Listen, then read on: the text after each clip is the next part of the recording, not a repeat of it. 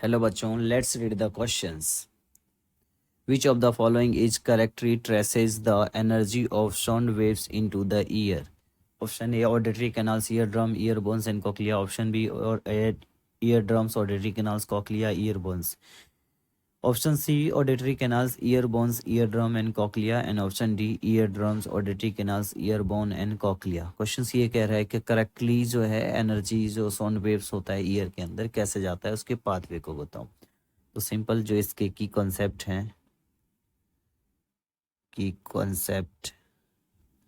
हैं वो हैं पाथवे ऑफ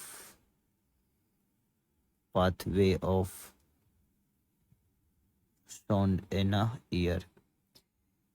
ईयर क्या है? एक ऐसा सेंस ऑर्गन है जो क्या कर सकता है, वो साउंड को रिसीव करता है और रिसीव करके हमारे ब्रेन तक सिग्नल को पहुंचाता है.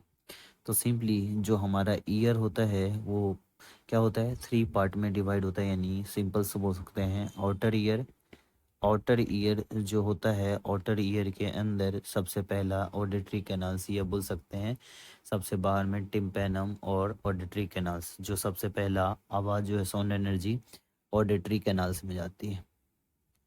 Auditory canals. अब ऑडिटरी कैनाल से जो है साउंड ईयर ड्रम पे पड़ता है और ईयर ड्रम यानी मिडिल ईयर में जाता है. मिडिल ईयर मतलब बोल सकते हैं ये ईयर ड्रम पे बेस पड़ता है इसका वाइब्रेशंस. जब ईयर ड्रम पे वाइब्रेशन पड़ता है, ईयर ड्रम से जुड़ा हुआ जो ईयर के अंदर है 3 बोन्स होता है, मेलियस, इनकस एंड स्टेपिस.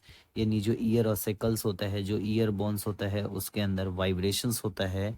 और ईयर बोन्स के अंदर वाइब्रेशन होने के बाद ये वाइब्रेशंस जो है चला जाता है कॉकलिया के अंदर.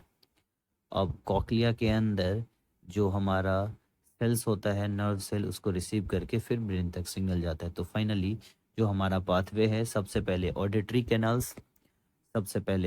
कैनाल्स, फिर मिडिल ईयर के ईयर ड्रम में गया, ईयर ड्रम से ईयर बोन्स में गया, फिर कॉकलिया में गया. तो जो हमारा आंसर होगा, answer is fine option number A. Our final answer is option number A. Hope you understood it well. Best of luck.